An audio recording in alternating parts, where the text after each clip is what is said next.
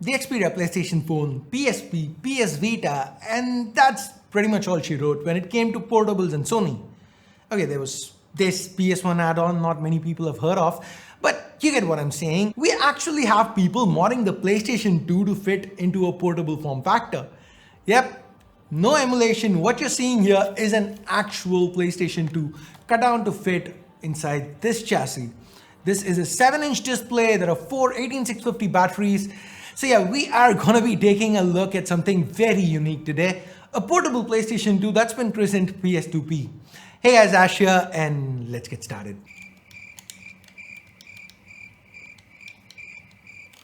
Oh, yeah, sorry. Kinda got carried away. Guys, here's what you're gonna be seeing in this video. First, let's start by taking a look around this chunky little thing.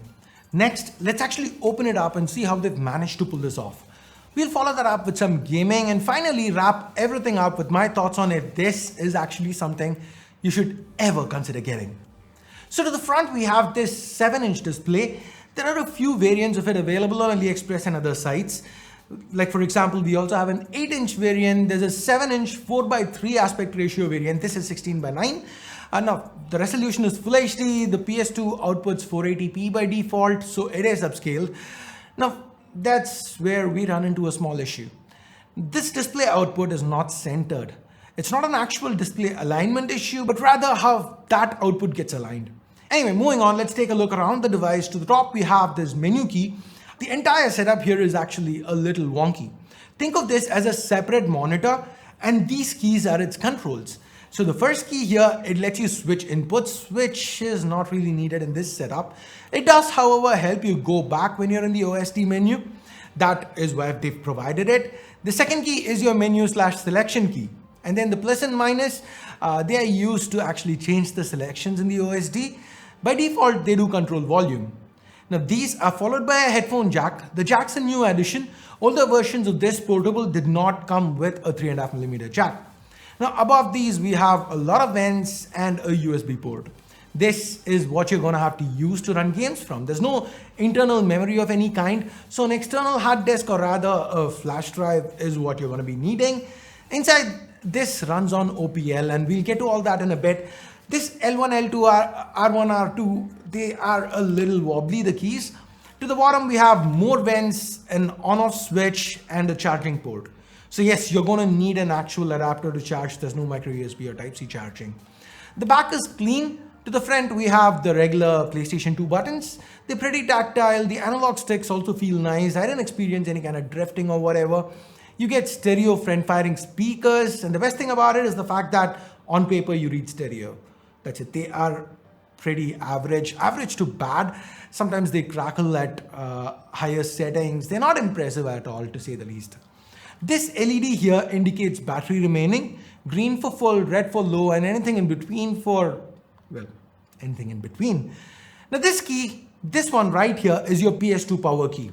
So remember how I said this entire setup is a little wonky? So first you flip that on switch, that gets power to the PS2 inside and also turns on the display, which is kind of like a monitor that's built in. Then this button here turns on the actual PlayStation 2 console. Give it a few seconds and yeah, we are up and running on OPL, which stands for Open PS2 Loader. So from here, we can load pretty much any game that we have on a flash drive or external hard disk or whatever. Or alternatively, you can press start to go into the settings menu. Another option is to hit triangle to get to the independent game settings. Here, you can enable cheats and also find modes to switch between if you run into any kind of compatibility issues. You can find in-depth compatibility lists and what modes to use if you run into any of them online. I'll leave a link in the description below. Now, let's get to what I'm sure you guys have been waiting for, a few games. God of War 2, this is one of the more difficult titles to emulate. It often runs into issues on a lot of hardware, but given we are using an actual PS2 here, you get to experience the game the way Sony meant for it to be experienced. Okay, not really, since playing the PS2 on the go, I'm sure that's not something Sony meant for to happen, right? But you get what I'm saying. Next up, let's check out some Burnout 3 Takedown. This was one of my favorite games. I played a lot of Takedown on the PS2. Now guys, with an emulator, you get better frame rates on some titles, some extras like upscaling, anti-aliasing, etc. It makes the games look and run better, but there's just something about playing old school games on the actual hardware itself instead of on an emulator. If that charm's not something you can appreciate, this most definitely is not for you. Let's now jump into probably my favorite game on the PS2. This is something I've sunk hours and hours into on my PS2. Smackdown, Here Comes the Pain. Yes, I am cheating with 5 finishes preloaded. It's been a long time. I'm so used to the newer control scheme that the older XL2, R2, it just doesn't work for me. So anyway, I just wanted to show you guys some finishers. So guys, this is a portable console, so it's all 3D printed parts. It's worth noting that it is not the most solidly built. I get worried about handling the console the way you'd handle a traditional DualShock 2 controller. For example, having to repeatedly press any buttons to kick out, or with God of War 2 you need to press buttons to open up chests and whatnot, and it's kind of a little worrisome with the build quality here, but hey, so far so good, right? Anyway, the display, as you can see, it looks good head on, but from angles, this doesn't seem to be an IPS panel. It's still pretty nice to look at and all, but any phone display, even the pleasantly surprising ones, are better than this. Okay, let's now open up the PlayStation 2 Portable so that I can show you the internals. There are 6 screws here that we need to remove, so it's pretty simple. Now, the previous version of this was a hot glued mess. Here they've improved the build, more ribbon cables, the battery seems to be replaceable a lot easier, and the cooling's also gotten a facelift. Now, I originally bought the older PlayStation 2 Portable that is being sold as Ps2 P300. This is the 700. The 800 is the 8-inch variant. Now, sadly, I received mine, the older one, with a dead pixel, one speaker not working, and the power cable popping off. So I had to send it back. And at that point, I decided, hey, I'll get this instead. Which is why I'm actually pointing out some of these improvements, because it strikes me because I've actually seen the older one. For example, the fan used to be so damn noisy with the old one. The moment you press the PS2 key, you can actually hear those fans running. The moment I got this and I turned it on, I was like, okay, I think the power cable, the power inside has come off this time as well. It's not really booting up because the fan here is so silent. It's been so much of an improvement. Now, moving on, the battery here lasts 2 to 3 hours depending on what game's being played.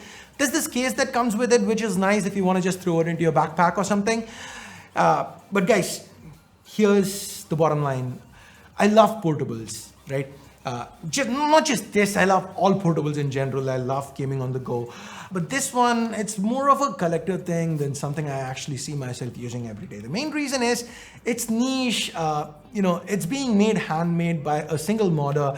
This one's from a modder in China who goes by XCK. He's posted a few times on BitBuilt forums, which is where you can find details on how you could do something like this by yourself if you wanna. If you have some kind of electronic experience, it's actually doable. You have all the information you'd ever need on BitBuilt. So now, if you do want to buy this pre-built, since this, like I said, is a hand-built thing made by a single person, it's pretty expensive, $500-ish. It's available on AliExpress for global sales, and Phoenix Retro Mods in the US sells it locally there. I'll leave a link to both in the description below to check it out if you're interested.